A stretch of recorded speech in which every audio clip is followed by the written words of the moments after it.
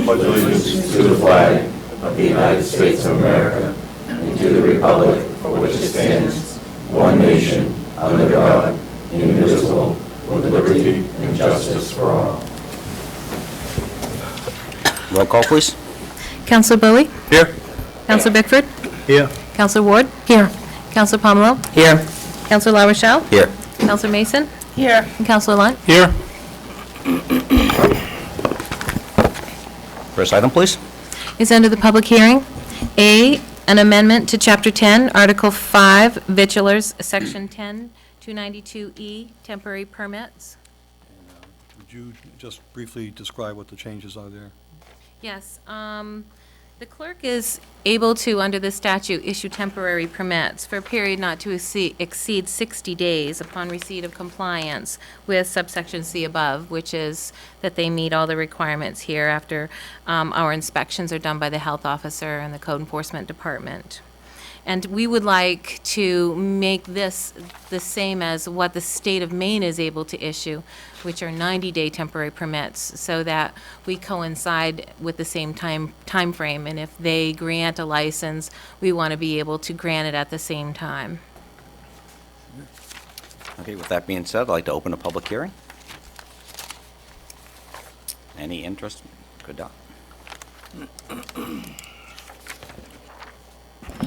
Dot Fitzgerald, longtime resident of Lisbon Falls. I'm assuming that these temporary permits are for, like, vendors for the Moxie Festival and for the promotions whenever they have, say, the music in the park, things like that. Those fall under, those permits for Moxie Day fall under a different category, and they're not licensed per se as a victualler through the town of Lisbon. They're authorized underneath a mass gathering permit, and so it's not that type of permit. Okay, this is for brand-new people who come into the town and open up a brand-new restaurant, and in order for them to meet the criteria, they might have to wait to take a test to do a food safety test, or they might have to wait to meet some obligation the state's requiring them to meet before we issue a permanent full 12-month license. Thank you for the explanation. You're very welcome. And any other interest in the public hearing?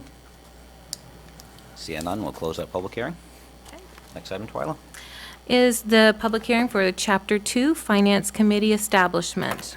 This is in addition to our ordinance. This is an ordinance change to address if the charter amendment is approved to dissolve or delete all aspects of the Budget Advisory Committee. This will go into place directly after that and replace that with a Finance Committee appointed by the Town Council with people, criteria that we have people with strong finance background to look at our finances on more of a quarterly basis and look at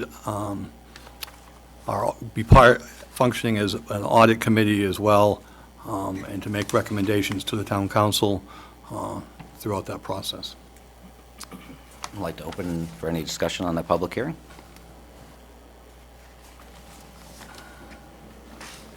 Larry Fillmore from Lisbon.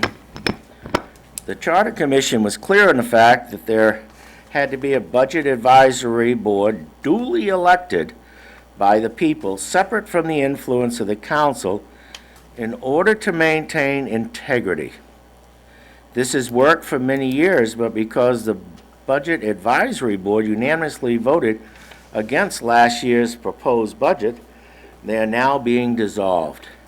They are being replaced by a finance committee handpicked by the council. Where is the integrity? Where is the separation? I believe this finance committee is nothing more than retaliation and a means to provide this council with sole power over our finances. This is not what our charter commission had in mind. Thank you.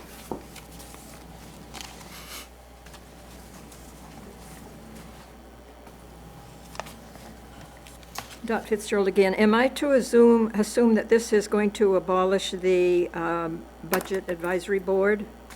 Yes. I know this is going to be a hand-picked financial committee, handpicked by the council and by the town manager. This is tantamount to asking the fox to guard the hen house.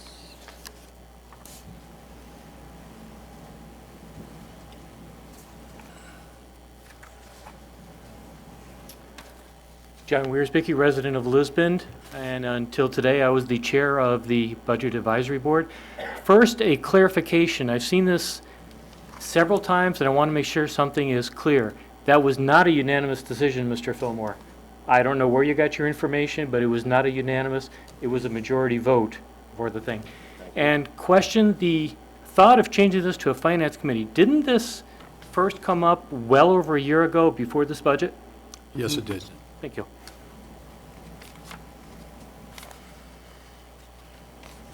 Any other takers for the public hearing? Seeing none, I'll close that public hearing. Next item, Twyla. Is a public hearing for the charter amendments. These are charter amendments to put in place a referendum vote with criteria for the budget, and all the language throughout the charter had to be addressed to make sure that everything was in compliance. And also, this is a section that will be deleted. One of the questions will be is to delete the Budget Advisory Board. I'd like to open that public hearing. Yes, sir. Mr. Bowie. David Bowie, 140 Upland Road. I was also a member of the Charter Commission. The question on the ballot, or proposed for the ballot, that puts the referendum out there, seeks to ask the people if they want to change the charter so that there would be a referendum vote rather than final adoption by the council. There seem to have been a lot of flaws in this whole process. There was an advisory question last year, but it only offered one choice. Not surprisingly, people were overwhelmingly in favor of it. But in favor of that particular choice, I think if they had all the choices before them, you would find quite a variety of responses to what people really favored. But they didn't have the opportunity to express that. A referendum method of approving the budget is a substantive change in the charter and should be handled through a charter revision process, not an amendment. That's been brought forward to you, and I believe MMA gave you that same opinion. The proposal offered in November's election does give the voters a voice, but it does not allow them to actually say anything. The council approves the budget, not adopt, they approve it under this new language. If the voters go to referendum and accept it, all fine and good, the budget's officially adopted. Unless too few people show up, which is very likely. If everybody's in favor of the budget, they aren't going to show up. So guess what? You force a second referendum, even if the people are in favor of it, the way the language reads. So we have a second referendum. If the voters reject it a second time, or if not enough people show up, the council's budget is automatically enforced. Now, that seems to read, if I'm reading this right, in short, if the voters reject the budget twice, it's completely ignored and the council budget goes into play. That doesn't make a whole lot of sense, and I can't imagine it's going to satisfy anybody that wanted a referendum in the first place. Would it work to adopt last year's budget instead of reverting to whatever the current council budget is? It could. However, there are times that would assume that there are no unusual circumstances. It's likely that many times going back to last year's budget is either too little or too much and just does not fit. It's not a reasonable or feasible or resolution to that problem. Would it work to hold more than 2 referenda? So instead of cutting it off after 2, keep on going. Well, Connecticut has this process in quite a few towns, about 70 right now. Seymour, Connecticut passed their budget on the 3rd try. The vote was 890 to 866. Their school budget didn't pass. It took a 4th vote for that one. In Connecticut, again, where this has been going on a lot, it's as many as 5 votes. It's as late as October to settle them by the referendum process. Not to mention the general limitations for the referendum approach anyway, and the reasons why the Charter Commission did not put it into the charter, even though we studied it very thoroughly. The budget is a very complex entity. It's very difficult to inform the voters remotely. It was difficult even on the floor of town meeting. A vote on the total budget amount may not actually address the real issue. So you keep cutting here, here, here, but that might not be what the people want. You have a very difficult time really perceiving what the public's viewpoint is through a referendum on the total amount. There's no feasible way to negotiate compromises. There's no way to have give and take through a referendum process, other than a very sluggish one that is hit or miss. You have the annually repeated costs of conducting the referendum, almost certainly more than once, and it could be more than that. There are additional costs associated with the delayed adoption of the budget. Hirings and staff reductions, job elimination requirements, you have to give certain notices, and that can be very costly if you have to cut a budget and end up having to pay people some kind of separation agreement under the Maine state law. You have delays in projects. Well, the budget is supposed to take an effect in July. A lot of our projects happen in the summer. This is Maine, that's when they have to happen. Delaying them could put you into a heavy cost, or delay it to the following year and raise the cost even more. Add to that the delays in setting the tax rate, committing the taxes, billing, and receiving the tax payments. The proposed referendum process does maintain the special town meeting provisions, which are already a part of the charter, but the referendum process itself significantly delays the special town meeting initiative, likely into August. If the people wanted to have that special town meeting, you count up the 15 days and the 15 days and the second referendum, you're in August, after your budget's already supposed to be in effect. That whole delay compromises the ability of a special town meeting to resolve the issues, to say nothing about the atmosphere that would probably be a real challenge after voters have been kept on hold for a couple of extra months. The charter already contains a citizen initiative process in the form of a special town meeting. And this is what we put in as a protection against an unreasonable council. Not saying they are being unreasonable. There is a provision, a balance of powers built into the charter already. The special town meeting can focus on only the budget items that are in dispute. So you aren't taking up everything, spending half an hour on the county tax when you don't really have a way to change it. The information can be provided to the voters. That's hard, but it's a medium or a process that does work, or has the potential to work.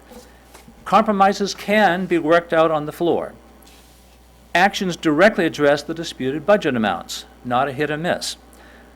There are safeguards against the misuse of the special town meeting process, and these, I do realize, are one of the complaints that people have against it. Calling a special town meeting requires a petition with 15% of the last gubernatorial vote. Right now, that's 588, or let's say 600 people. It's 9% of the registered voters. That's not many. If there's an issue that is really troubling to the townspeople, it's really difficult to imagine that you couldn't get 10% of the voting public to sign a petition to hold a special town meeting. In order for the town meeting's actions to actually take effect, there have to be 250 votes cast, yes and no votes total. Again, that's less than 4% of the registered voters. The safeguards are there in both directions, and it's never been used, but if there's a real problem, that's the way it ought to be done. Seems to me that there are three basic options for the council as to the November election. You're going to be criticized no matter which one you take. One option is to put the question on the ballot as it's written.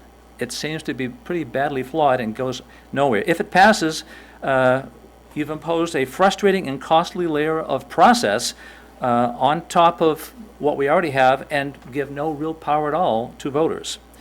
If the measure fails, well, at least we do have the special town meeting provision, because that's already there as part of the charter anyway. You could modify it to not have a cap after just two referendum, or instead of going back to the council budget, going back to last year's budget. I don't support either one of those, but that's an option. The third option is to not put the question on the November ballot. Survey the voters' attitudes towards several methods of adopting a budget instead of just one. If I put out the question, do you want reduced taxes? I'm sure we'd get a majority, heavy majority, saying yes. But what are all the options? If a charter change seems needed, follow the charter revision process so that it can be done right, and come back to the people if there's a need for a change, have it done so that it isn't something that's going to strangle us. Thank you. Any other interest in the public hearing? Larry Fillmore from Lisbon. I had a nice speech already prepared, but David said it so eloquently, I just don't know that I can improve on that. However, I do know that the way it's written, it's not right. Okay? We do need to think of a better way to handle this than what is proposed now. Because proposed now just makes it automatic, okay, and it doesn't leave any room for negotiations, like David said. There's no incentive in there to cut spending. So there's no real means to do anything the way it's written in there now. You're just going through a paperwork drill that's going to cost us additional funds because we have to have a second vote. And, you know, we're just wasting more time and money. I'm not saying that it's, I'm like David said, I enjoy, you know, he's got options there that we need to relook this, but we can definitely say without question, the way it's written now is not right. Thank you.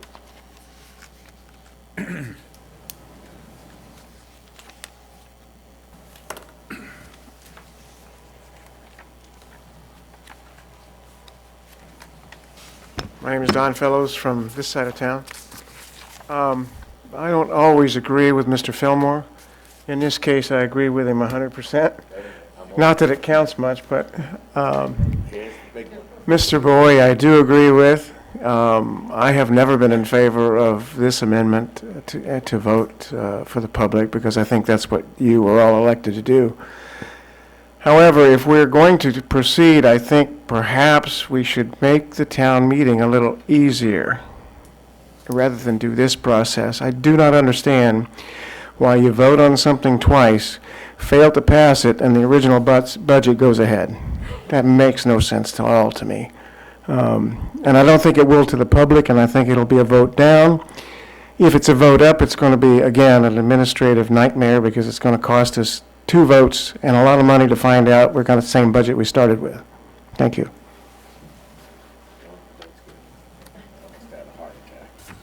Good evening, Debbie Berry, Lisbon Falls. Mr. Eldridge mentioned that a background in finance and economics would be required of a budget member in the new board. Would that require a college degree or just common sense? Thank you. Yeah, that's a different item, but anybody for this?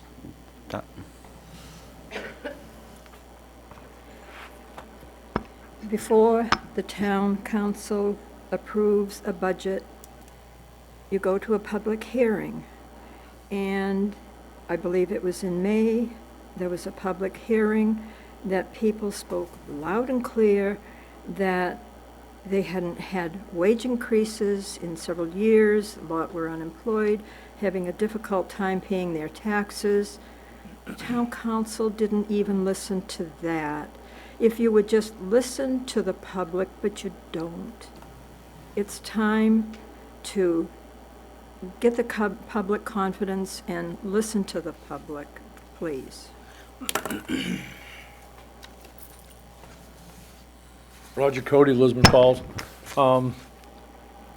To form this new committee that you're talking about, you said they want to have a strong financial background. This is actually, the public hearing they were having right now is about the budget referendum. I understand that. That's what we're actually asking for comment for, but Well, I was just curious how many councilors have a strong financial background. I mean, you're passing the buck on to other people. Look in the mirror. is there anybody that has any more input for the budget referendum question? I have a question for Mr. Bowie. Actually, not at this point. Okay, I just have a question. Yeah, when we get to that point with the, Yep. seeing none, we'll close our public hearing. Twyla, next item. Next item is the vitulers license for the Canton Pearl. Could you explain that? Well, Yes, the Canton Pearl is under new management, and this is their first-time request for a vitulers license. And the situation is that they will need to complete and pass the food safety test, and our 60-day temporary has expired, which the new statute that we put into place tonight, your new ordinance, wouldn't take effect for 21 days. And so we're in this loophole now where we need to deal with this. So the recommendation is probably an option to approve a conditional license not to exceed the 6 months, and then tomorrow we'll wait and see what the results of her test that she did today took. But the state had the 90 days, so she's falling into that section. I'd like to open that public hearing.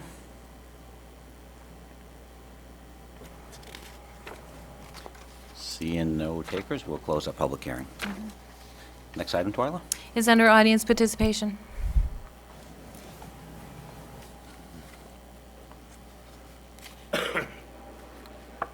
Larry Fillmore from Lisbon. Has the town determined how many LLCs received the homestead exemption and how much tax dollars is involved?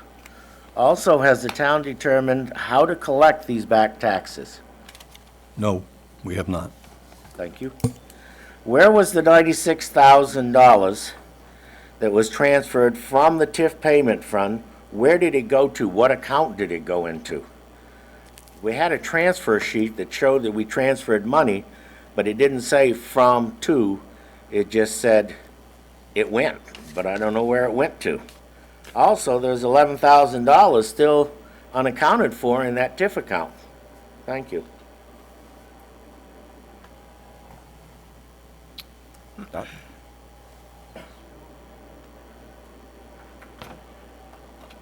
I feel like a jack-in-the-box.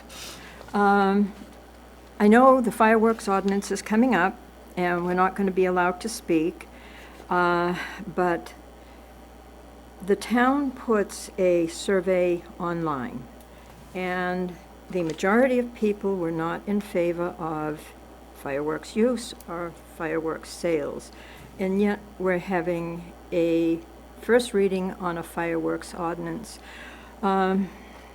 Last night I attended the Positive Change Lisbon meeting headed by Ross Cunningham. Good many members of the business community attended.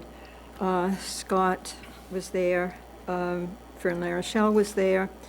It was mentioned that this will be about positive change, nothing negative. Ross Cunningham would not like my comments tonight, but positive change has to come from the town office, begin at the town office, not just the business community.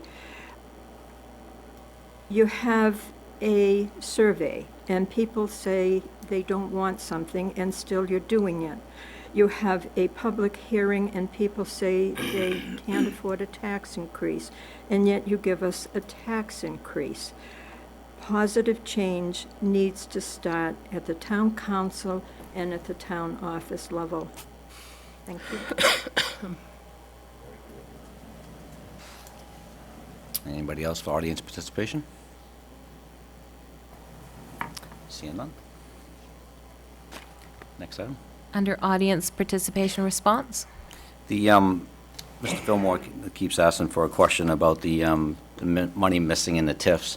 There's no missing money. The money that actually is the $107,000, or give or take a little bit there, is actually part of the working TIF that actually comes back to the Economic Development's office for the use of the economic developer. All TIFs, which would be very hard to get detailed with just asking for particular numbers, any good TIF that's done in town actually not just benefits a business, but actually benefits the town for further economic development. And that's where the monies went to, and they're not lost. There's no conspiracy. It's just the idea of the town trying to work with the office to try to make better improvements to the economic status of our town. And I believe that was the only answer that we had. Thank you. Next item, Twyla. Is under the consent agenda. Order 2012-142 to approve the minutes of September the 4th, 2012. So moved. All those in favor? Order passed, 7-0. Next item, please. Is under council orders, resolutions, and ordinances. Ordinance 2012-143, an amendment to Chapter 10, Article 5, Victualers, Section 10, 292E, temporary permits. This is the second reading. A roll call vote is required. Entertain- I'll second that. Go ahead, Twyla. Okay, Counselor Bowie? Yay. Counselor Bickford? Yay. Counselor Ward? Yes. Counselor Pomelo? Yes. Counselor La Rochelle? Yes. Counselor Mason? Yes. Counselor Lunt? Yes. Yeas 7, nays 0, order passed. Next item, please. Is ordinance 2012-144, Chapter 2, Finance Committee Establishment. This is the second reading. A roll call vote is required. So moved. I'll second that. Twyla. Counselor Lunt? Yes. Counselor Mason? Yes. Counselor La Rochelle? Yes. Counselor Pomino? Yes. Counselor Ward? Yes. Counselor Bickford? Yes. Counselor Bowie? Yay. 7 yeas, 0 nays, order passed. Next item, please. Is ordinance 2012-145, fireworks ordinance. First reading, roll call vote required. This, I'll make a motion to accept for discussion purposes. I'll second that. okay, discussion? On item 2G, under seizure and disposal, in the first sentence, we need to add the word after probable, we need to say probable cause. I think that's a minor enough change to allow it to go forward.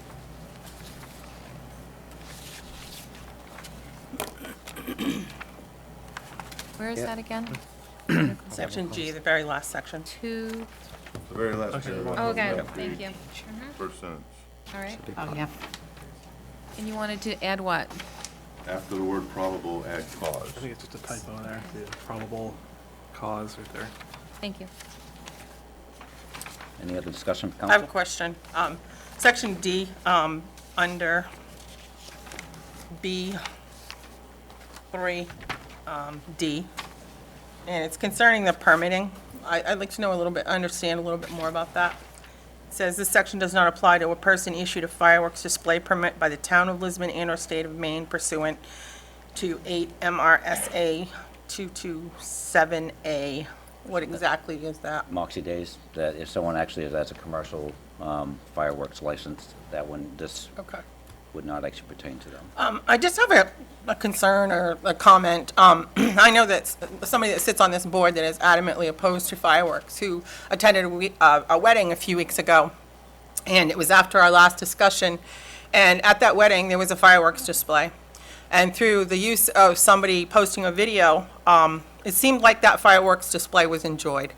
And I just wonder if we as a town could allow people that are going to celebrate weddings or parties or that type of thing to be allowed to get a permit to do that, other than having to hire somebody professionally. Fireworks are legal in the state of Maine. People can go and buy their own fireworks, and it just seems crazy to me to make somebody go and hire a pyrotechnics company to have a display of fireworks at wedding, birthday, whatever it may be. And I'm just hoping that we can add that, seeing others have gone and enjoyed it at other events, particularly the wedding I'm talking about, and seeing and hearing part of that myself. It was quite a substantial display, and I was just hoping we might consider that. Any other comments from council? I understand where you're coming from, but I think if you do that, then you might as well not even have an ordinance at all, because anyone's going to say it was my party, so. Well, if you got a permit and the permit had to Yeah. be approved. If we have to make a permit process, which would be a totally, we need a whole section of that. I think It just seems strange to me, somebody that's adamantly opposed to this would attend a display and enjoy it. And this concerns me, I guess. Kind of sounds like you're talking out of both sides of your mouth, but that's okay. I'd like to offer an amendment to add an additional 2 days for allowed fireworks, which would be Memorial Day and Labor Day. I think if you give people a few more days to, when they can shoot it off, then they'll be, they'll feel like they have a little freedom and they're not being completely, prevented from doing it at all. So I'd like entertain the council to think about that. Would those actually still go to 1 AM though? I mean, I don't think it'd be necessary. No, you could set it to, well, I mean, I think the state law doesn't allow it after 10 anyway, 10 so you o'clock. could just set it, 4 to 10 on Memorial and Labor Day. give people a chance to shoot it off. Any discussion on Mark's amendment? We have quite a bit to talk over. Or I think if we're gonna make many more changes, we should we need to go back. go back Scrap it and and go take a back to look the at the whole beginning. thing again and come to agreement on it. I Right? think so. Sounds to me like council isn't necessarily in agreement with where it's at, so. And I'm still receiving calls from So am I. concerned people, and I actually apologize to whoever called. I didn't catch her name, but somebody left me a message, and when the power goes out, my recorded message defaults to the awful recording that everybody hates. But I did get a very lengthy message from someone who hasn't said anything before, and it made me realize that I am hearing a lot more from people who haven't said anything about it before. So I think a little more discussion would be good. I too had somebody call me, and the lady was totally, didn't want any type of fireworks, anything in the town. And when I talked to her and I gave her some of my reasoning, we differed very much. But at the end of the conversation, we agreed on many parts of it. And I do think that people need to be informed. And if we're still receiving phone calls, I don't think we're ready to vote on it yet. That's my personal Agreed. opinion. I think there's still some room for some discussion and some compromise.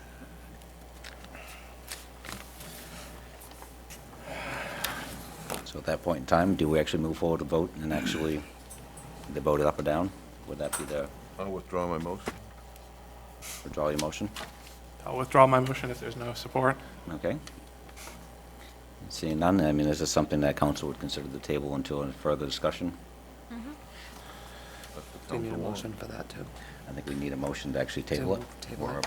I'll make that motion. I'll second it. all those in favor of that?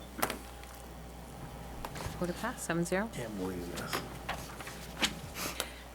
Next item, Twyla? Is Order 2012-146, the winter sand bids. Steve? We put our winter sand bids out to bid, and Ryan will address that.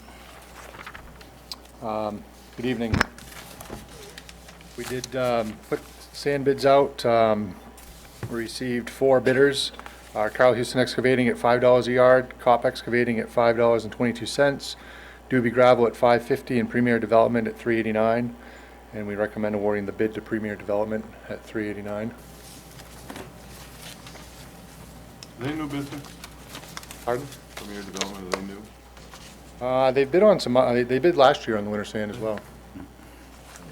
Who did it last year? I forget. We, last year, the low bidder was Cop Excavating, and they were $4.99, I think, last year.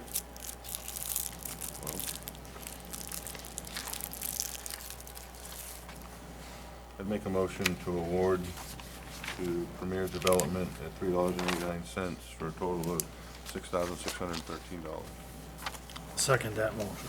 I'll second that. May I? Okay, yes. I think we're gonna wanna buy more than, we usually budget for $10,000 for winter sand, so we'd like to be able to get as much as that'll buy us, so we have more. Based on the pricing, I'd rather buy as much as we can this year at that price and have a stockpile for the future. So you want me to withdraw my dollar figure? I'd like you to draw your total. Your volume. You're good at that tonight. I guess part of the discussion is the potential here is for this may be a one-time shot for the town. The Premier Development has an excess of material that needs to be moved, and that's why the price is what it is. So I think what Ryan is describing is the idea we may be able to benefit from this opportunity and actually buy more sand. Do they have enough sand to supply you for the entire winter? Yes. Yes. They do. You're gonna take it all now? We'll take what we have budgeted for right now, so that way it's all in our pile. Okay. I'll withdraw my $6,613.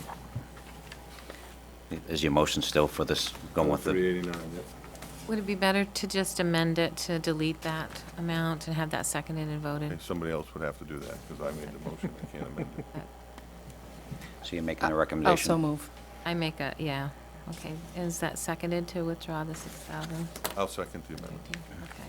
All those in favor of that? Order passed 7-0, and on the main motion is to approve the Premier development for 389 As amended. as amended. Those in favor? All those in favor? All those opposed? Order passed 7-0. Thank you, Twyla.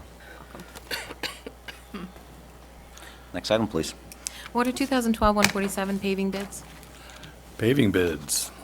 We did, after our last couple meetings talking about paving, we did go out to bid, sent it to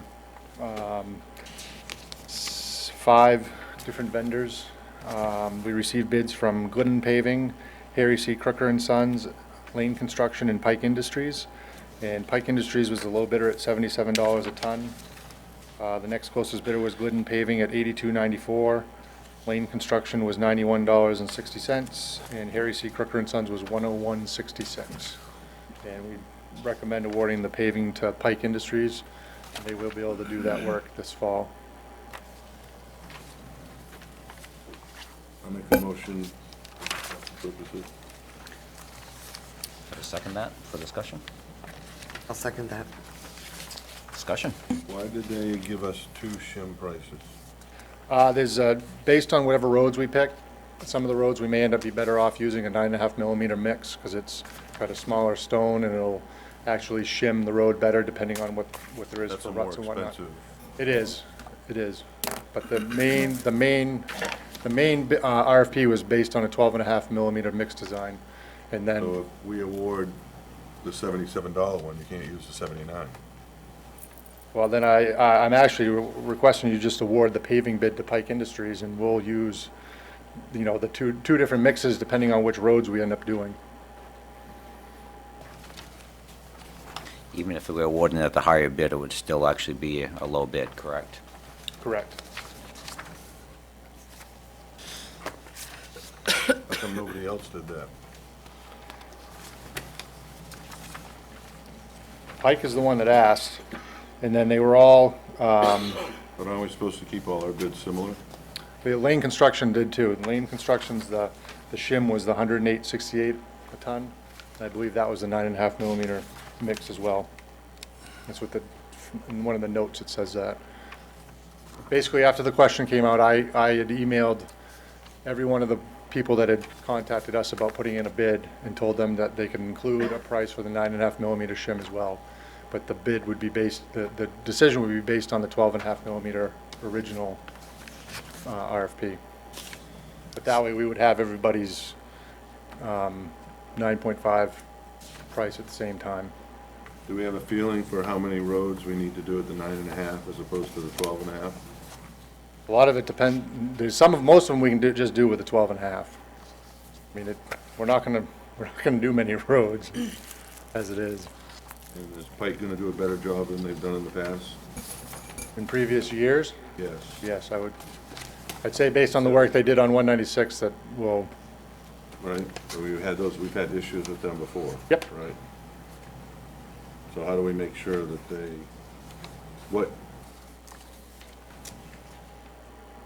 what language do we have that we can pull them back and say they didn't do a good job? We're not satisfied with the way it worked out. that's something we'll have to talk to the attorney about if we do a contract with them. There's a contract. They have to sign a contract, and then there'll be language in there that will say, You don't get to see the contract?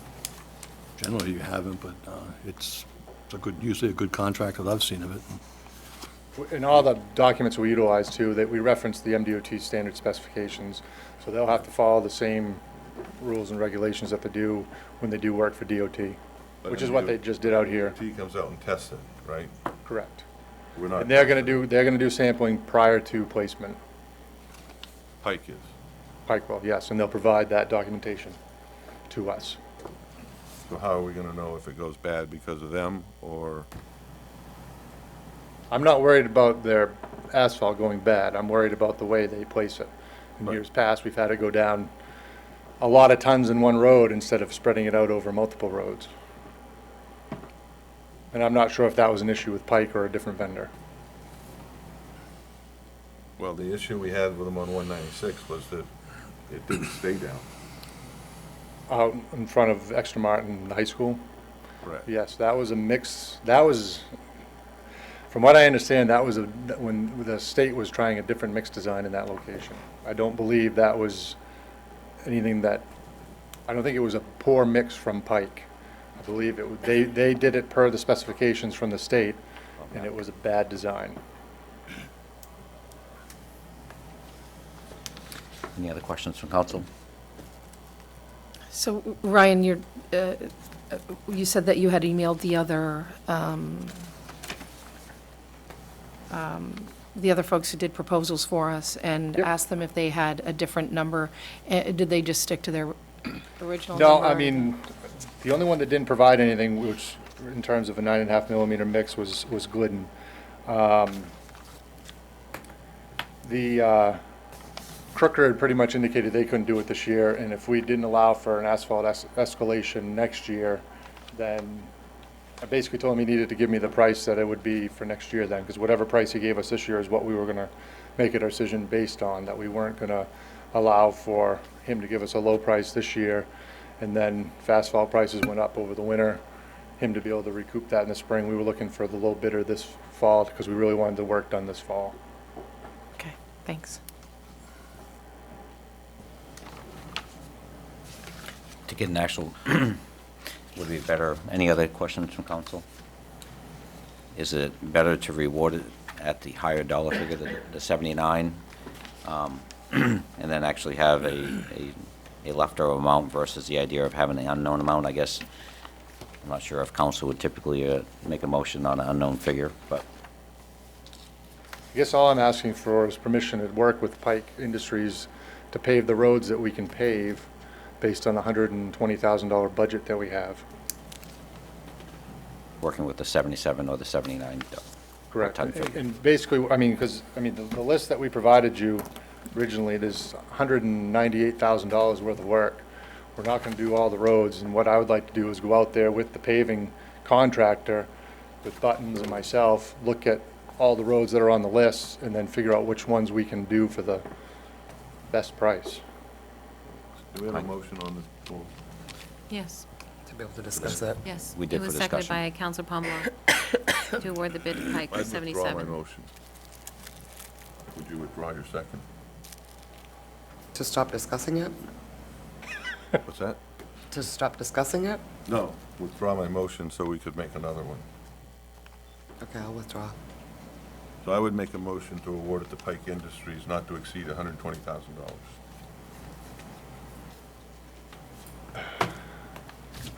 That's all you have budget for, sir. But that's not That's including not Ferry entirely Road, though, true, right? because there's Oh, also. Ferry Road. There's also, Ferry Road is a road that we were going to pave. That is bond money Yep. already taken care of, doesn't count for this. You are authorized for Pike Industries for $120,000. Okay. So do I need to come back to before we do Ferry Road, or? The bond money's already been authorized and approved. So you can But use that. You can use But a that for vendor hasn't been. construction. We're discussing it without a second.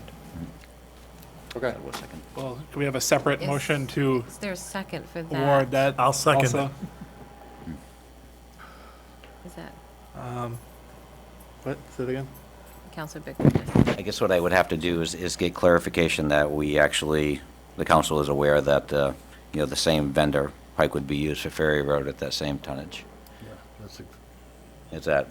Is there any questions from council? part of the language. Right. I What mean, was that- the specific amount for the Ferry Road project that was left? We don't have a unattended? specific amount until the bridge project is finished out. And to be honest, Ferry Road may not get paved until next year, because we may not, it may be too late by the time the bridge project is completed, to be able to come out with Pike and say, okay, you've got $75,000, go do as far as we can go. And we can come back and talk about it when the bridge is wrapped up, but not to confuse everyone completely. It depends on when they decide to close their plants. If they're busy and the weather stays warm, they'll keep their plants open longer.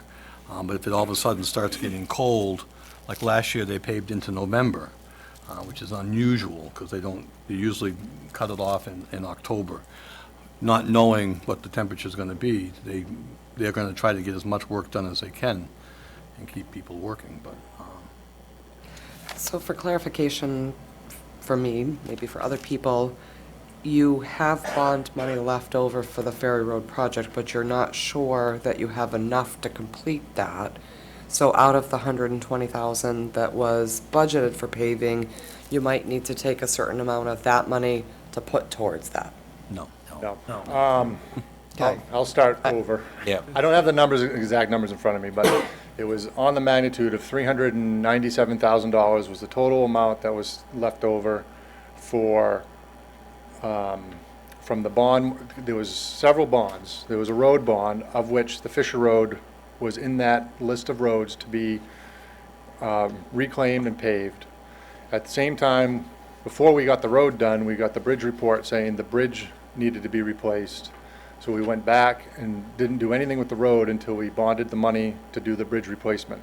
The bids came in for the bridge replacement. The low bidder was $278,000 and change. It was Crooker. So there's roughly $80,000 to $100,000 that was above and beyond. Of that, we've had to take out the ditching work, some tree removal, yada, yada, yada.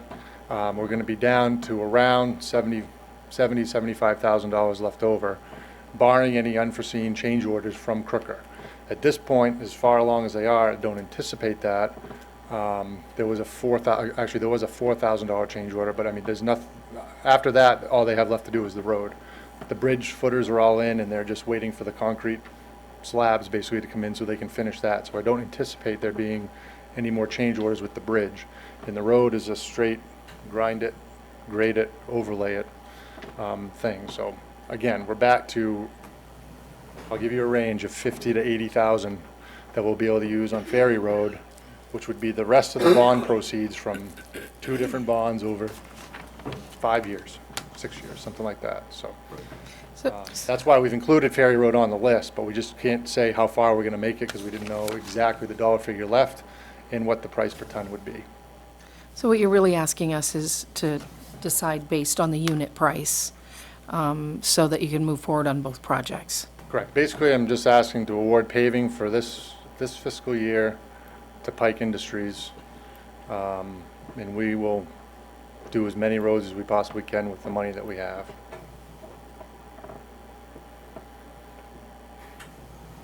We actually have a motion and a second. Are we going to withdraw those so we can start over again, or do you feel that we want to? I'm not gonna withdraw it. I think we've got to limit it to a budgeted value.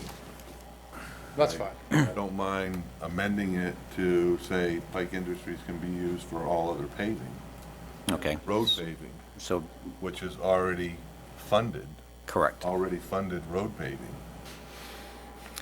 But then you're holding yourself to staying within your budgeted value of the 120,000, and you've already got the funding from the bond money to do it. You're just saying, we're authorizing them to use Pike for that. So if And that- somebody wanted to offer that amendment, So did you just offer it? You And you can't. need- Can't. oh, I yeah, can't you because I made the motion. I'll make that motion. The amendment. I'll second that. Okay. Okay, that Pike Industries can be used for all other road paving projects. Funded road paving. Funded. Council clear? Okay, all in favor? So now. On the amendment. On the Amendment. Pass 7-0. And the main motion now is not to exceed 120 to the Pike Industries, and that Pike can be used for all other funded road. All- 7-0, passed. Thank you. Ryan's on the hot seat tonight. Then I can Next leave. item, Twyla.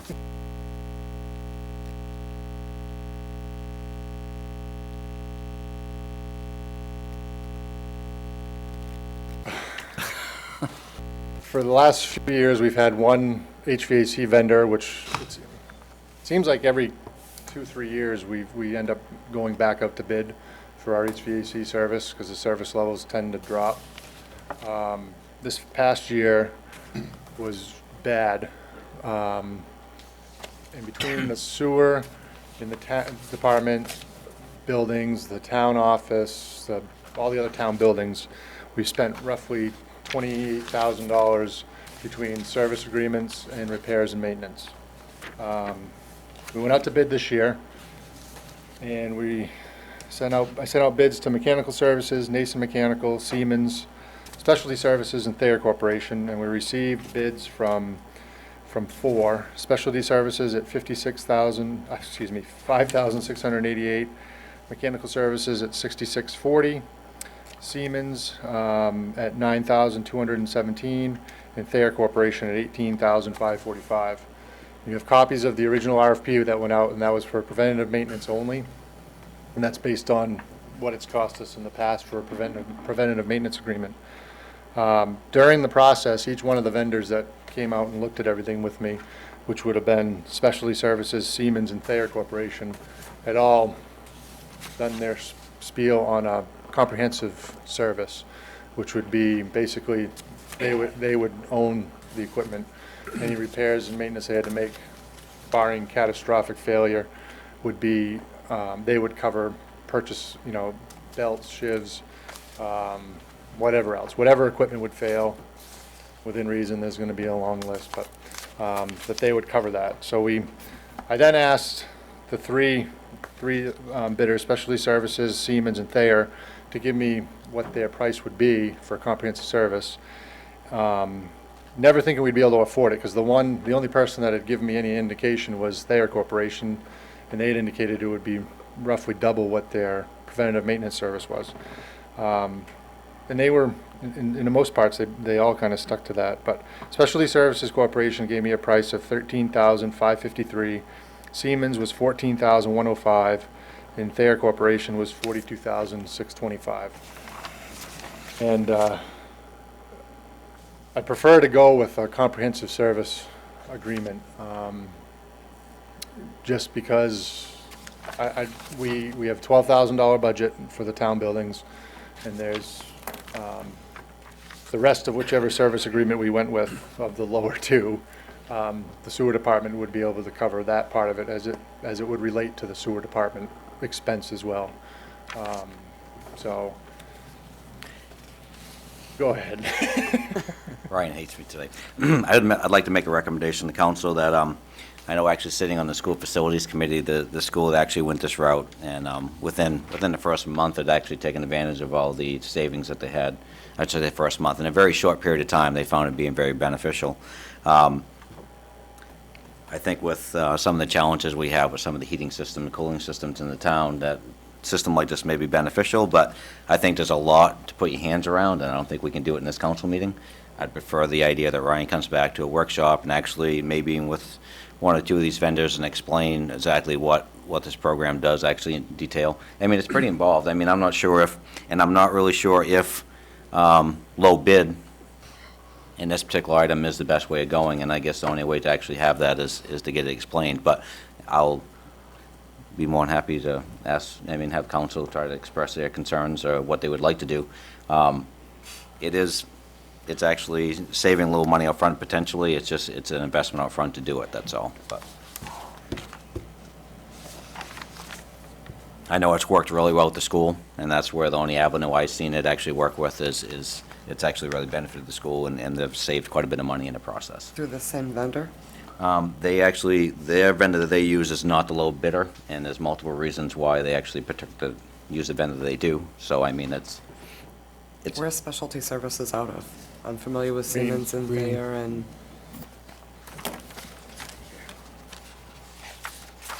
But take any recommendations from council. That's basically it. It would be very hard for me to actually make a vote myself personally on low bid on an extended contract without really understanding. You want to go to workshop?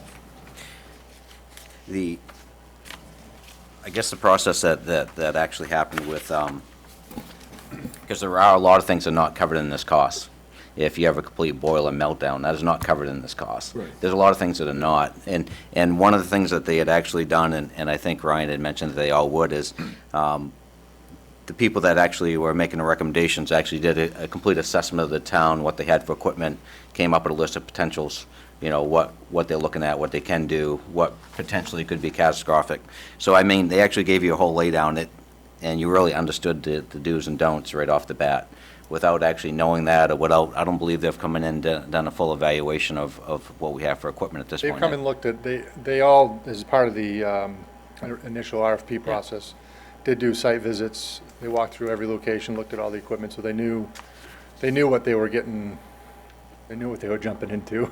Well, isn't this list, I mean, it gives each building and what is there, correct? Yeah. So I mean, the other thing is, we know we spent 30,000 last year, Absolutely, yep. right? And this covers that 30,000. Right? And I agree, it doesn't cover catastrophic things. Correct. But you're never gonna get them to cover that, or you're never gonna be able to afford to pay for that. Correct. But, We would be paying Thayer's price or something like that. He would actually be paying something pretty substantial. who's our current vendor? Mechanical Services was our vendor. And is that why you didn't go to them for a specialty services contract? Yep. You're not satisfied with their services? Correct. So, I mean, I think it's the right idea to go with the full-blown coverage. I think you're gonna have to split the costs based on, whether you take and divide the number of buildings so that you ratio it out, so the sewer pays a certain portion of that, comes out of their budget, because we've only got 12,000. They already broke it down already. It's, at least Specialty Services did for me. It was just under $2,000 was sewer department expense. I'm just saying, if we're gonna go sign an agreement for 13,500, right? If you've got 10 buildings, right, each building's worth a certain value, budget towards it. It's Not money equally, that's not worth equally it. though, at all. Here our service before was always around $3,500 for a quarterly service for the year. All that was a check, belt adjustment, filter replacement, that sort of just peek under the hood type of thing. So you're saying the sewer department's only worth $2,000, It's only worth $2,000 to them. but that puts you within the budget for the rest Correct. of the town by doing that. Yep. Any other questions from council? Ryan, of these three, which one would you actually make a recommendation to go for, not looking at? I'm not I gonna have put you on not the worked spot. with Specialty Services. I can tell you that the folks that have come in to work through this process, they also, one of the gentlemen actually spent quite a bit of time at the request of one of the members of the MTM board at the MTM Center, kind of looking at things. I would be comfortable with them. I will say that Siemens is the vendor that the school department uses, has used for quite a period of time at this point, and I believe they just renewed with another 3-year contract. And if we'd if we had our ducks in a row to try to work through this contract stuff with the school department at the same time, I don't know if that would have been advantageous to us or not, but that didn't happen. You should still mention it to them. Yeah, exactly. I mean, I'll be honest, I think the pricing that we got this, because I know, I had Siemens give me a price before, and it was nowhere near this. And I don't know if it's because they've got a relationship with the school department now or what, but it was not within reach before. So you would prefer to go with Siemens? If you Yes. If you were choosing. And if we go with Siemens based on their price, we still fall within budget. Correct. And I don't know, and again, that's one of the reasons I meant to workshop, which I agree, we probably could do it here, is when we actually did the presentations at the school on the facilities committee, and Siemens came in, and that's only, I only can speak for them, but it wasn't just the people that came in, it was actually the resources they had of being a large company for testing, and there's a lot of resources that come behind that company, and that's why the school went with them. It's not just the people that are on staff, but if there's a problem, the resources they have to actually identify the problem and how to correct it. There's a lot that follows that company, and I can't speak for any of the other ones because I'm not really that familiar with them. That's why I was mentioning the idea of getting more educated on some of these companies is good, but, I mean, I know the school has been very happy with Siemens, so that's why I was mentioning, I'm not picking on any particular company, but as we learn, the low bid is not always sometimes the bid of choice. Why is theirs so high? Because that's what Bayer does. They, Don't want to work? no, their program is more, I mean, they own the equipment for longer, they take responsibility for a much longer period of time.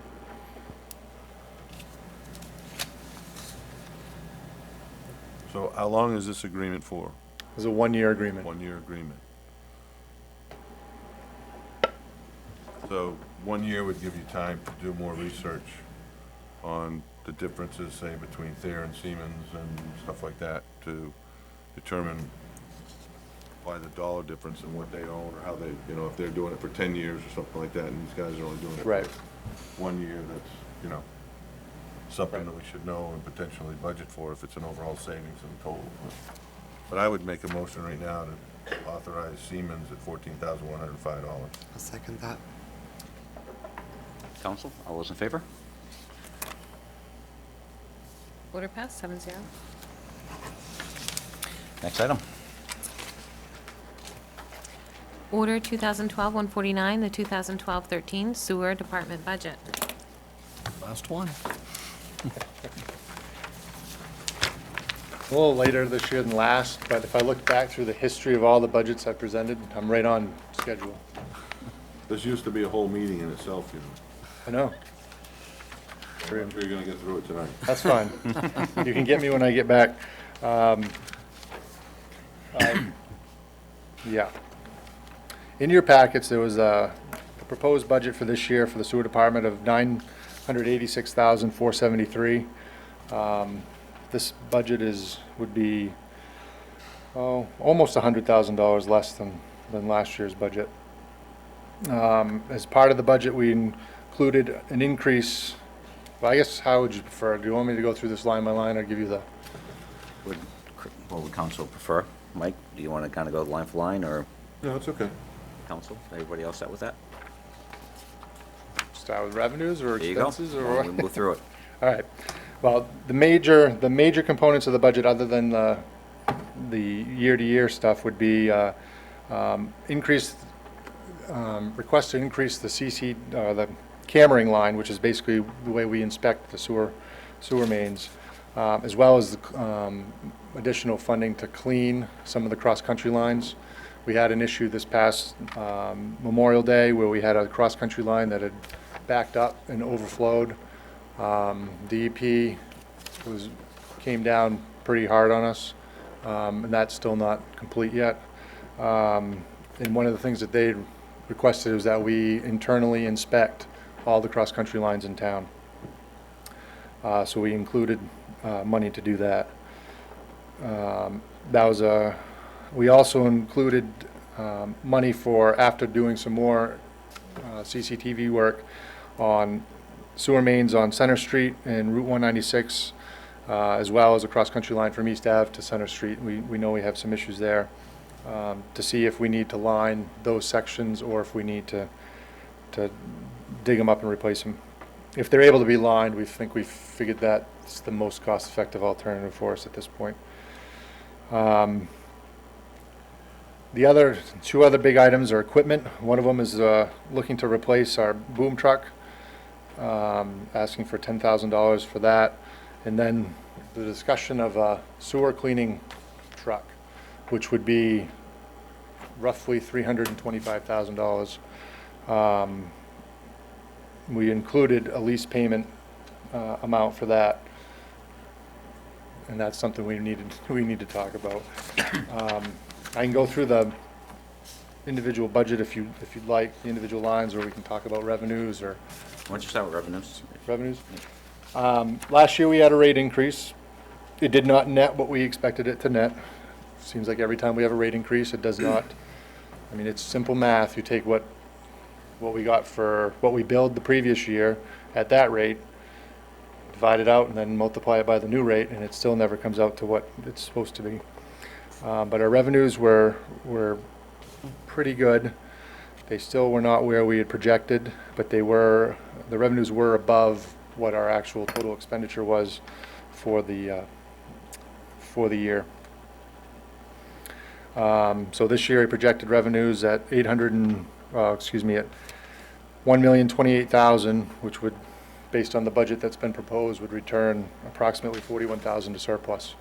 And our current surplus is at $105,000, which would leave us a total undesignated surplus, if everything worked out right, at 146,000.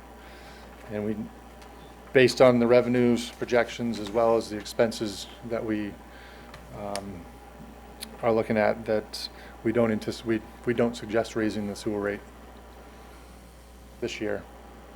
I'll say it every year. We've talked about trying to do incremental increases with the sewer rate, so that way it's a smaller hit on the wallet. But based on everything that's been going on at the sewer department with personnel and everything else, it looks like we'll be able to maintain this rate for at least this year, and then we'll see what the next year brings us.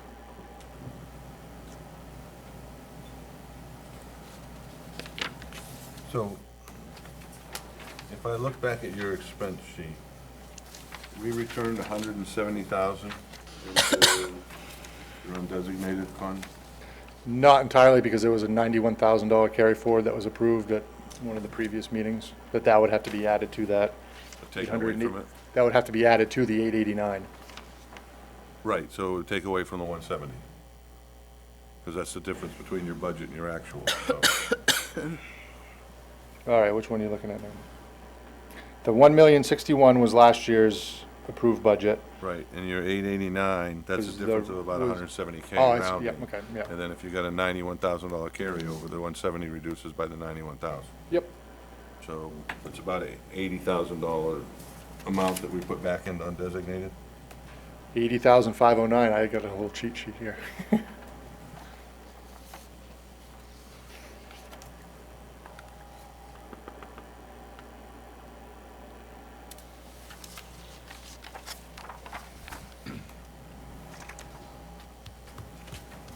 With your, any other questions from council on that so far, what is actually the revenues?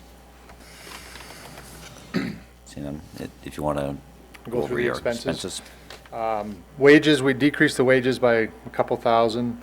The main wage line, the overtime line is the same as last year at 26,000. Temporary wages at 19,000. Still have some personnel question marks up in the air, so we have been using temporary wages to fill positions. So we actually have 4 people on staff. For a long time, I had 2 and a part-timer through most of the winter. Mileage is the same as last year.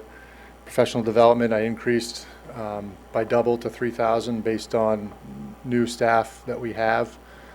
We have hired 1 full-time person, and we hired a new full-time person last year, and this will provide them with the opportunity to continue their education to get certified in wastewater treatment, and anticipate hiring someone else at some point, and we're not sure what kind of professional development options we're going to need, but it's some of the testing that to get certified as a wastewater operator is, the classes get expensive. Pretty involved, yeah. The FICA, retirement, workers' comp, medical insurance, unemployment is all information provided to me by the finance director based on our wages.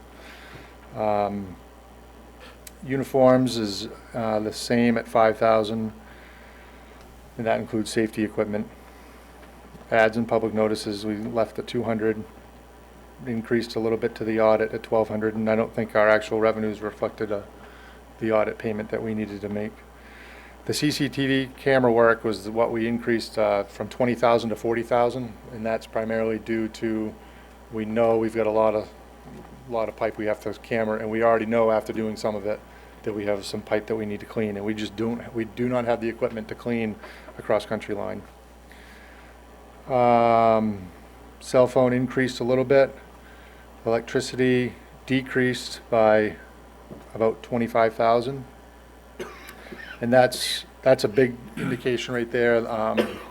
The operator now, the operations or interim operations manager has made some changes at the plant that have resulted in quite increased efficiency. That, along with night Celotex being completely, night Celotex being completely gone. I mean, it's the wastewater now is completely different than it was 2-3 years ago, and they've shut down equipment that we don't have to run anymore. They're doing different dewatering process, so they end up dewatering less, which saves on electricity, polymer, and transportation disposal. General liability dropped to 5,100. Heating oil, we left the same. We were pretty close. We were low last year, but based on the rising heating costs. Licenses and fees, legal, internet access is not, we don't budget for that because it's part of the phone system. Our postage is still the same at roughly 7,000, and that's a shared billing with the water department. We pay 51 cents, I think, a bill or something along those lines, and that price is split with the water department based on the number of mailings that we have in that particular run. Professional services, we increased to 10,000 from 5,000. Security system, we decreased to 2,100 from 2,500.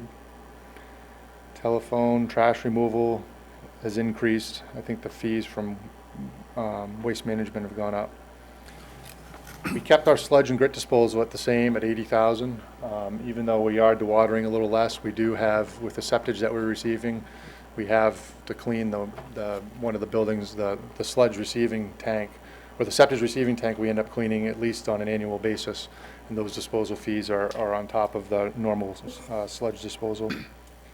Water we decreased, and that's partly from being able to shut down some of the equipment. Diesel, gasoline, pretty much held steady with a minor increase based on the prices. Catch basin and manhole repairs are the same. Decreased repair and maintenance line from 70 to 60,000.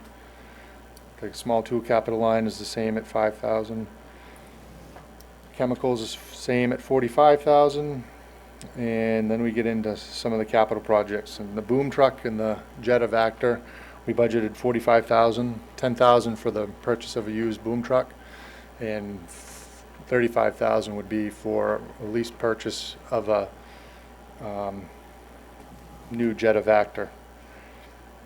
And I can go into that a little bit because it's a substantial item.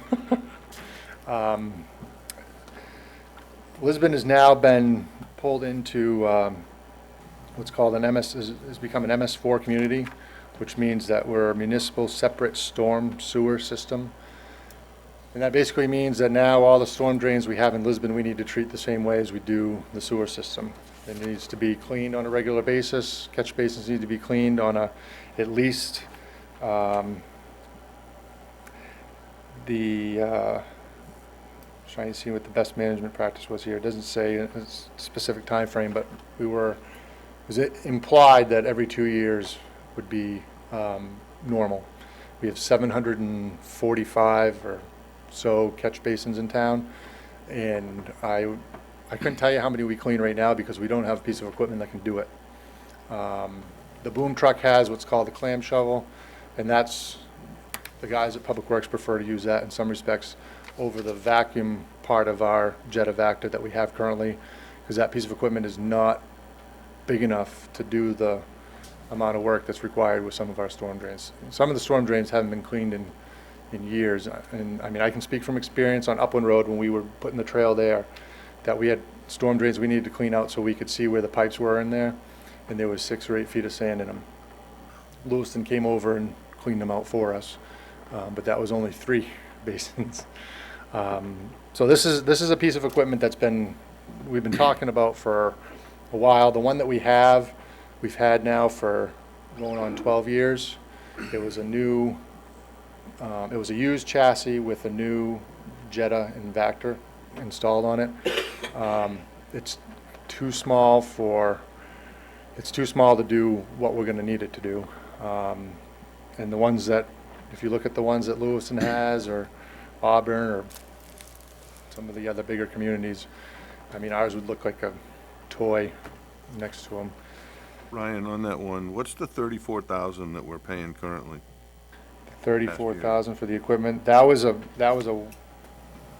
not a lease line. That's just we ended up, and I guess I don't know, I probably should have had this down in the 5,500 line for a lease purchase. I mean, my question is, are we still paying on that? No. No, we paid that off years ago. So what are those actuals represent? Those are actual projects that we did last year. One was pump replacement at the septic headworks. There was a blower we needed to And nothing replace. to do with the boom truck? No, no, I should have put the boom truck could have stayed there, because that I'm looking to be as an outright purchase. The Jetta Vector that we need to talk about would be something that we would have to lease purchase or bond or something, because it's so expensive. And that should probably be, that 35,000 should have been down in probably in the 5,500 line as a debt service instead of a straight capital.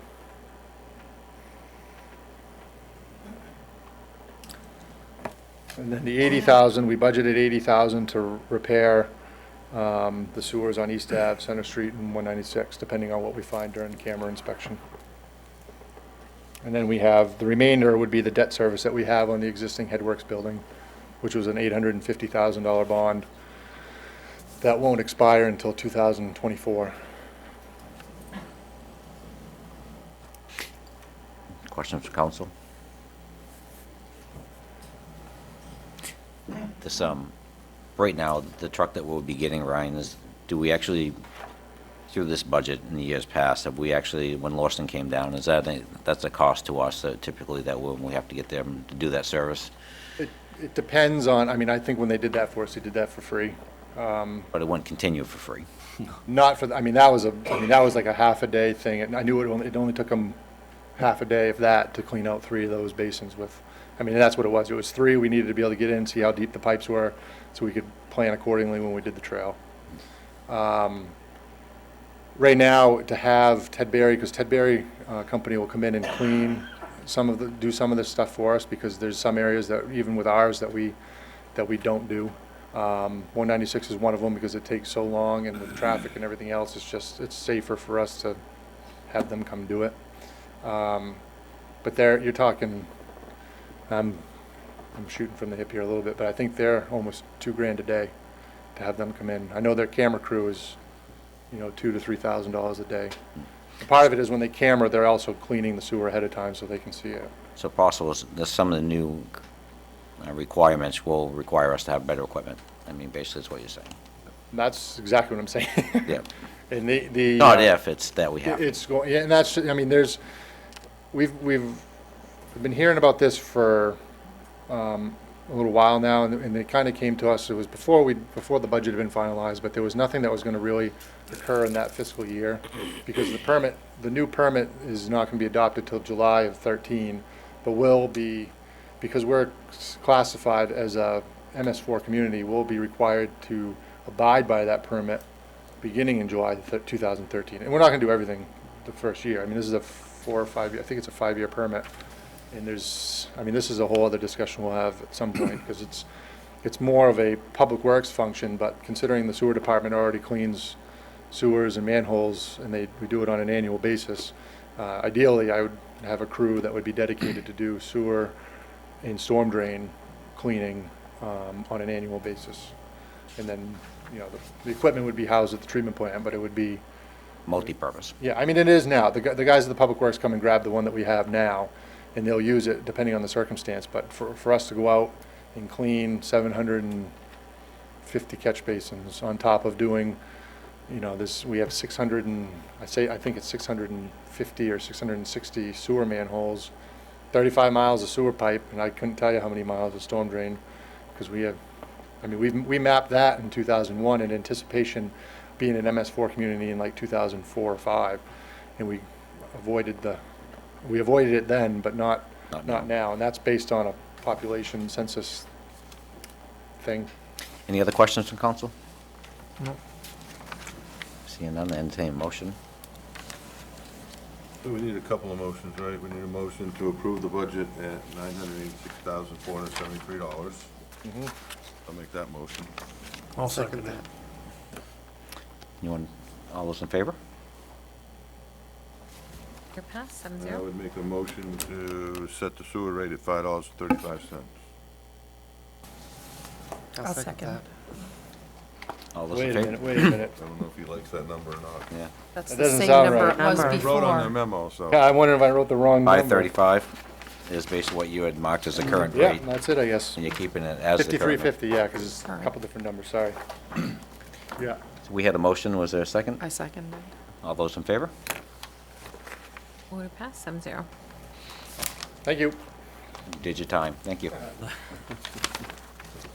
Next item, please. Order 2012-150, the warrant for November 6, 2012. Steve, you want to? This is the warrant for the charter amendments. You have to vote on that if you want to put it on the ballot. Yes, that's open for discussion. Discuss this. Oh, yeah? We need a motion. You had a question, right, that you wanted to ask? I do, I just kind of, Mr. Bowie, you prefaced your whole, I don't want to say speech to us, but comments to us, with the fact that you were on the charter committee, and that, there were some concerns with, how can I say this? The board working as the charter proposed it to work. The concerns that we have now in this, the public being able to vote on the budget, were any of those thoughts brought through the charter committee, and what were some of those thoughts? I mean, there must have been things brought up, and was it a lengthy conversation? Was it something that was just in passing, or was there a real concern? You're referring to the budget committee idea? No, I'm talking about voting, the question we're going to be putting on the ballot concerning the public being able to vote on the outcome of the budget. Actually, because the whole charter process was several months. I understand And that. this type of conversation, we tried to divide it up, but most things took 3 and 4 meetings to talk about, do research on. I had done quite a bit of research on the referendum question. That's where I initially became familiar with some of the Connecticut communities. We had called, there are a few communities in Maine that were doing referendums, but at that time it was for schools. And I had called some of the superintendents. It actually worked in some areas. And that, of course, is now a statewide process. But the other side of it is that sometimes it doesn't work. And what it gets complicated is, in Connecticut, for example, it's better the last 5 years than it was when we were writing the charter, mainly because the budgets have been cut back so much by the economy that people are more accepting of what's there. At the time we were doing the study, the Charter Commission writing, in Connecticut, we were seeing many, many communities going well beyond the beginning of the fiscal year before they actually decided it. Not unlike what used to happen right here in Lisbon when we had tax anticipation, and we used to decide our budget in March, but we started spending the money in January. In Connecticut in particular, we were finding many communities that were going, most of them were passing it first time through, but 10, 12, 15% were going to a second vote, a third vote, a fourth vote, rare, 5 votes. Now, the 5 votes, we're talking maybe 3 or 4 communities at the most. I mentioned Seymour, Connecticut had 3 votes this year, 4 votes on their school budget. What we saw there was an overwhelming bureaucracy that did not do a good job of settling the issues of what people wanted in their budget.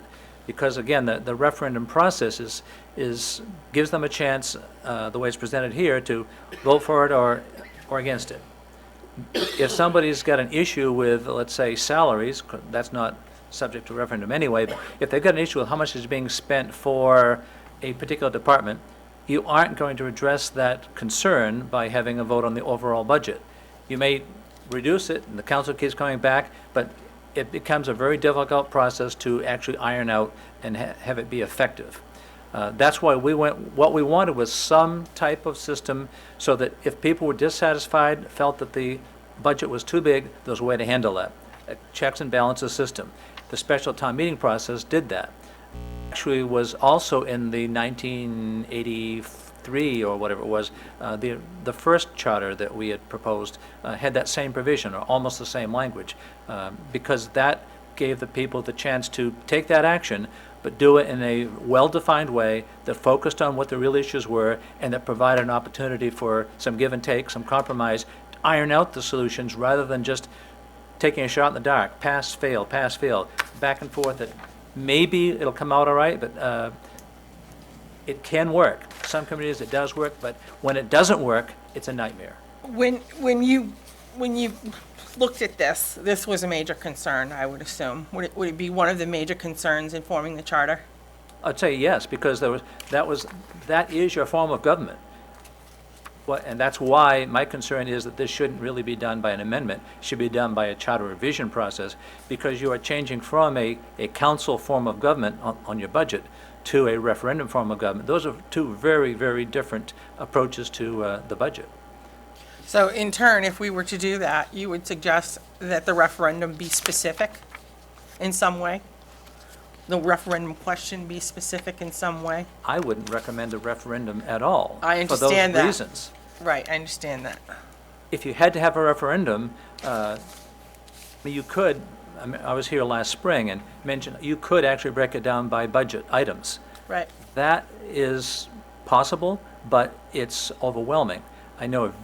I can't name a community, I don't know of one right now, that actually would do it that way, because it is so difficult to present the people with a long list of several different kinds of budgets. But theoretically, it could be done.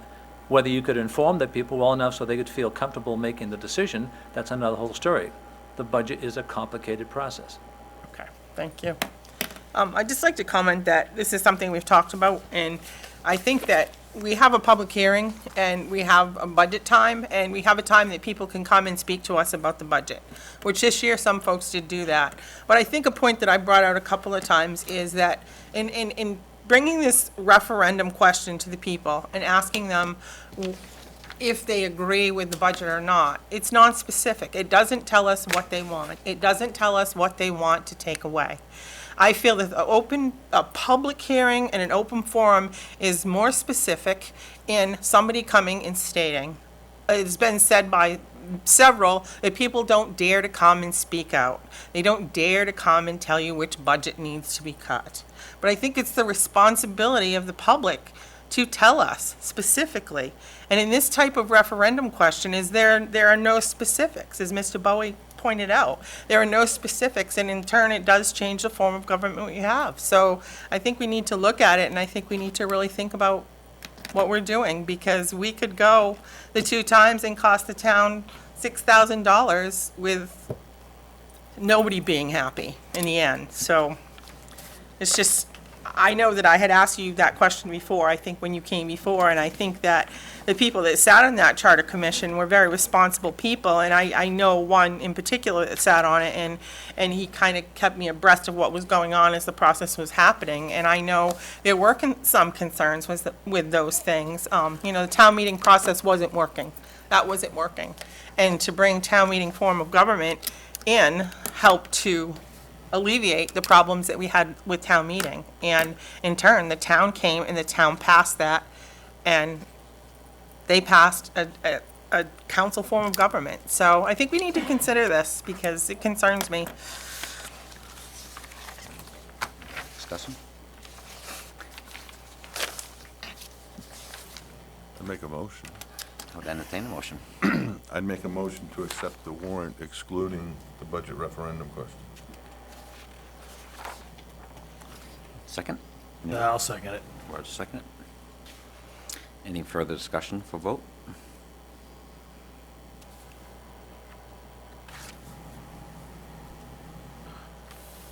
Well, I think if we're not going to go forward with a vote on this, we probably do need to, look into maybe setting up another charter commission, as Mr. Bowie suggested, to see if there is, a better way to do it, maybe get some other feedback from people outside ourselves, something to think about. I think the only thing that concerns me is the fact that the town already voted on the fact that they want to have a referendum on the budget. So that vote has already been taken.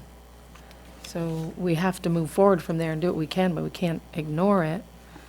I don't agree with it, but I can't ignore it. So I think I hear what Gina's saying loud and clear. I mean, it's definitely, there's a dichotomy of interest among people in town who speaks the loudest and most often, isn't necessarily always wrong. And I think we need to keep in mind the fact that the voters did vote, whether or not they fully understood what would happen from that point forward and what that would entail. I'm sure there are lots of people out there who had no idea that this would affect the charter and amendments and everything else to the extent that that everything is being affected. So I think I agree with Gina that we need to do more thinking about it. On the other hand, I feel like, you know, I don't want to feel like we're dragging our feet, but we need to make sure that we do the right thing. Voters, I don't know offhand what I don't remember what the vote was, but it passed. So the voters said we have to do this. We either have to figure out a way to make it work, or we have to figure out a way to make the public happy and find another way to do it. But we still have to deal with that vote that already passed. And I'm not really sure that, I mean, I know that I don't know exactly what we need to do, but I know that we have to work on finding out what that is. So. Any other? I- Go ahead, Roger. My best thing to say to the people of the town is this council will never be able to do it. They're gonna have to do it themselves. Go out with paperwork to take it away from the town council. Get the signatures they need, and then we'll have to do it. That's the only way it's gonna happen. I just Hate like, to say it. oops, sorry, Roger.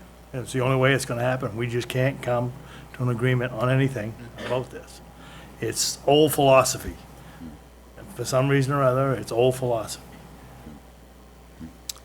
I think when this question was originally brought up, it was Councilor Cody who brought it up at the time, and I specifically remember him saying that there were 2 or 3 communities that he happens to know, the folks who lived in those communities that worked at the yard with him, I believe, and that they had just gone through this process, and they had just had a referendum vote in their town. And I remember him saying that my question back then was, well, you could vote 5 times, and that was an exaggeration, but there are some communities, obviously, that have voted that many times.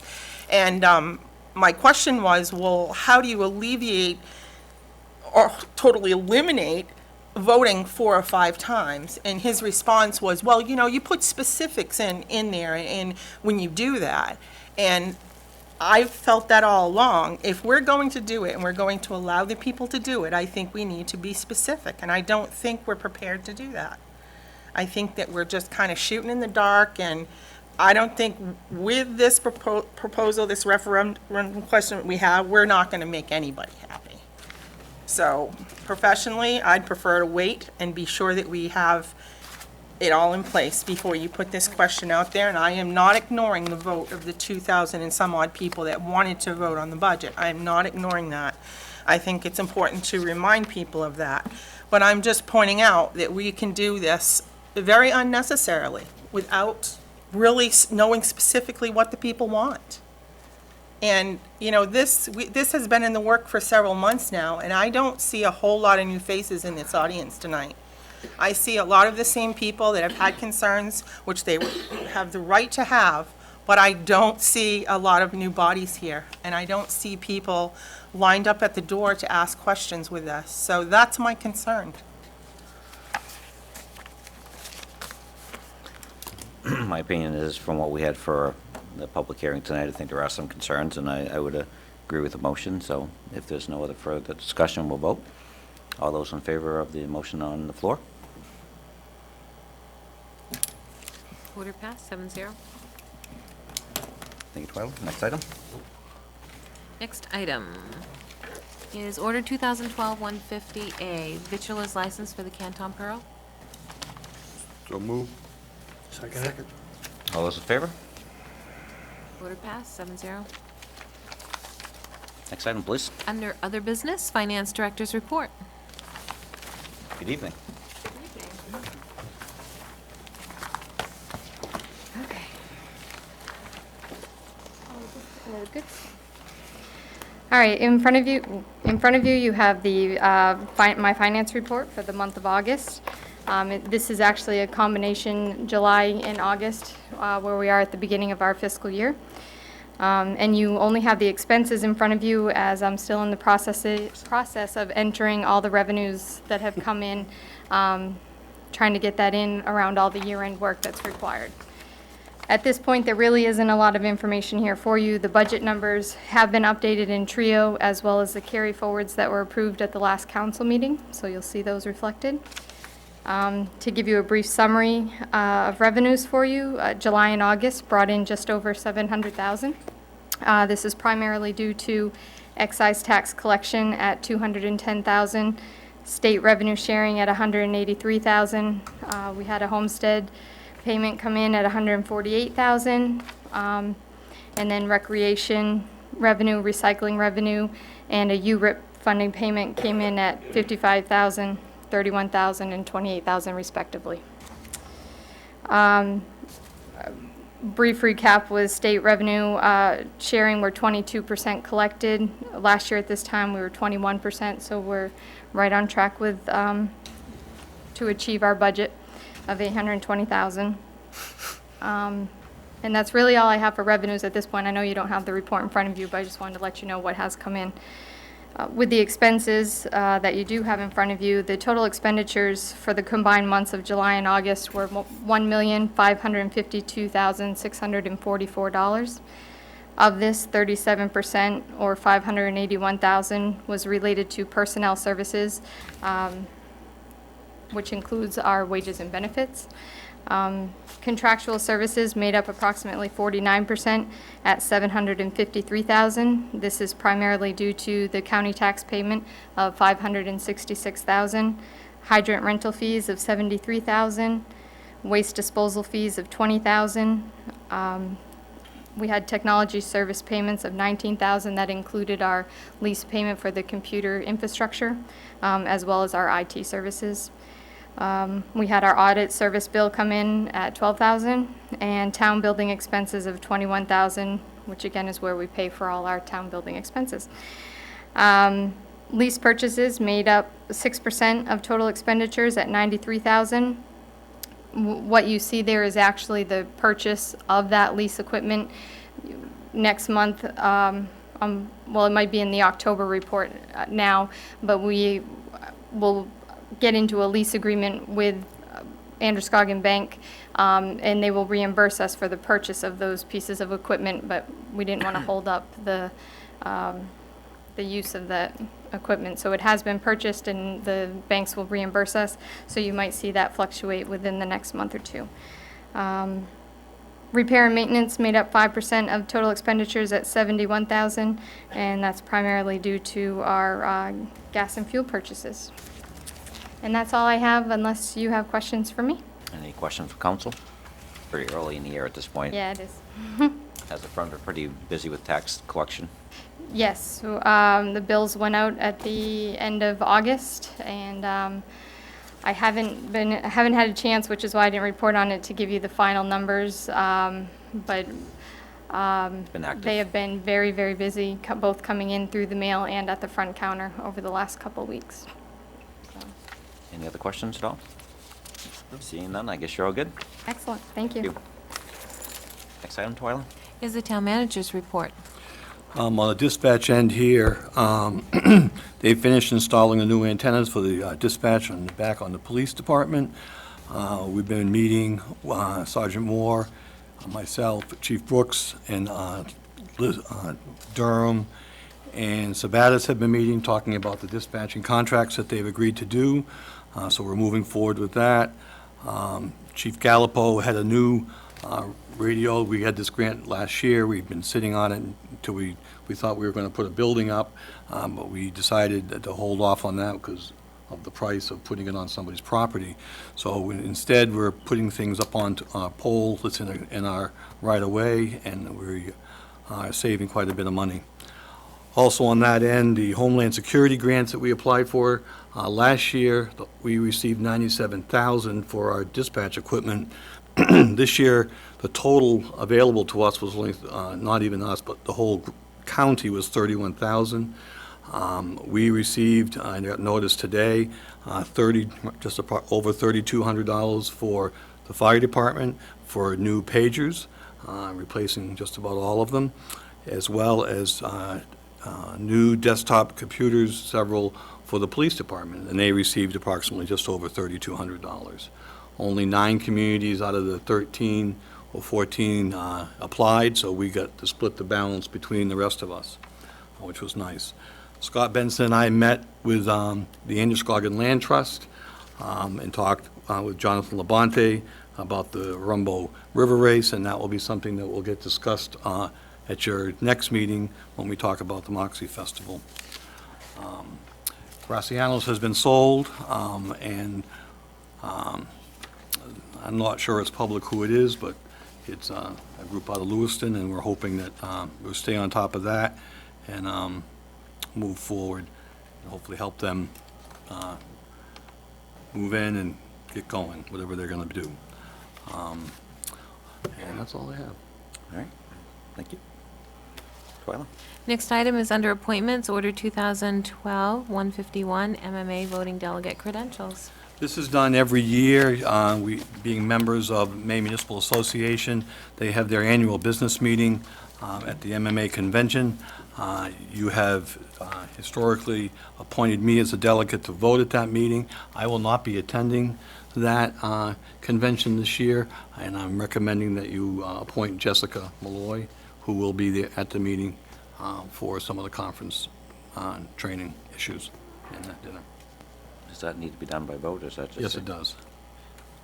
Entertain a motion to actually, I make a motion to nominate Jessica Malloy. I'll second that. all those in favor? Order passed, 7-0. Vote well, right? Next item? Order 2012-152, the Appeals Board resignation. We actually Should have a handwritten note. Karen? from Karen Paradis, right? Yep. Pretty much what she actually did is actually left one board to actually jump on one that's more active, the planning board. Planning board. And she's definitely going to be active on the planning board. Yeah, So this resignation is just allows her to move from one to the other. Make a motion to accept. I'll second. All those in favor? Order passed, 7-0. Should be some busy. She sure will. Won't be bored no more. Next item? Under council communications. Anybody want to start? Well, I just want to make it clear to the public that we did hear you guys on the voting issue, and I think I'm going to push for making sure we do something to follow up on that. It's not going to just be allowed to die there. We're going to go forward somehow with that. Anybody else? To speak. Just a reminder of next Tuesday night's meeting here at the town office about the future of Moxie Festival. I just want to really add to that, that it's going to be very important for anybody that has an interest in Moxie, and speaking to a lot of people, and I've been getting some emails back from different individuals and groups that actually have had participated in Moxie for years, and it is really important that you do come and voice your opinions to see how Moxie wants to move forward. People say, is it really a dire need? And basically, I've been just saying, if you want Moxie to continue, you need to come and support Moxie. So there's a lot of different options we have, and hopefully we're going to move through in a very positive way to actually make it benefit for everybody. But we need everybody that has an option to help with us to step forward and voice their opinion, so we can actually have a proper path, and that needs to be done by the public. The second item I just want to bring forward was the idea of actually, Jeannie, the open house, is that coming up? Yes, the open house for what some of us know as the grammar school, old high school. Some know it as the superintendent's office, but it is finished, completed, and it'll be an open house next Wednesday evening at 6 o'clock. I'm excited. I didn't get to see the special one, so I'm excited to go. It's a beautiful building. If you've driven by there, they've done a wonderful job, and it's just amazing.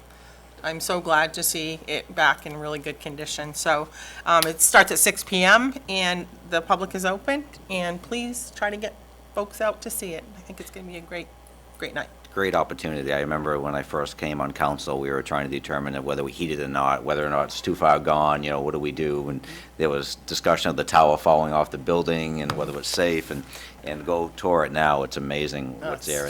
Outside is beautiful. I and can't imagine what inside is. to go inside, they've really made some opportunity for some community rooms downstairs where the, you know, people, the community can actually probably, I'm sure with the office, actually, you know, put aside the room so they can actually have their group meetings there and stuff. It is beautiful, it really is. So it's a good, positive change. Actually, when we toured last week, they were very specific that that was meant for the community, not the community within the building. Yeah, It actually. was people from the town of Lisbon to use that. The next item I just want to add to is I actually did, as a business owner, attend a Positive Change for Lisbon meeting last night. There was a room full of people that were very encouraged the idea of moving this town in a forward direction. And Dot had mentioned earlier about the idea of the town really needs to get positive. I went and see Steve today, and one of my biggest comments was it used to be the town and the school, but you know what? It's all one. It's us. It's Lisbon. You mean? And one of the things that I heard last night in the meeting was the idea of a few people asked, you know, is the town on board? Well, really, the people in that room represent the town. So I mean, if the people in the town are actually have a really positive way to move forward, and actually they are the town. So I mean, I don't think you need to get the town on board, because I think that they do represent the town. So and not just as a small group, but you can't really put a meaning to when people say the town does this or the town does that, because it's not one individual item. It's actually everybody together. So I'm really excited about the group. I think I really encourage the council to get involved, to participate as they move forward. They will need some help. They already have some really good planning on how they're going to move things forward and start their first initial project. It's good. I mean, there was some really neat people there that really do define who the town is and who the town, where it came from. So I think these people have a positive mission, and I think we ought to do everything we can to support them. And I don't think it's the idea of whether the town is going to be supportive. I think the town is everybody that wants to be there and move it forward. And one of the things that was amazing is over the last 4 years, you know, on council, we've sat back and we've heard items like gateways, we've heard items like need to improve our schools, the idea of our downtown, trails, and all these items are coming up, and I think there's plenty of people in town that get excited about all these projects, and finally maybe we have a group to pull it all together and get some of these done. So again, thank everybody that actually participates in that, and I think it's, you know, there's so many people out there that want to make all this happen. I think it's just the idea of get the resources together and to make this happen is going to be really important. Even on the planning board, there are some of these items have come up, and there's a lot of excitement about doing this, just the idea of getting the people behind it to make it happen. So hopefully we see everybody next Tuesday night. Not at this point, sorry. What's that? When I was downtown the other day to Frank's store, there's that planter just before his store. Somebody has planted beautiful flowers there, and what a difference it makes to that area. It was just a very positive experience going back to last night's meeting. Absolutely. I mean, it's small things. Small things make a big difference, and we all can actually do small things. We're all capable of that. So and that's it. Any other further discussion? Next item, Twyla. Is in executive session, Order 2012-153, to go into executive session per 1 MRSA, Section 405-6A, Personnel Matters. So moved. I'll second it. All those in favor? And there will be no vote when we return, so. Stay in here, we're going to the room. We're going to go next. Yeah, we'll just go next.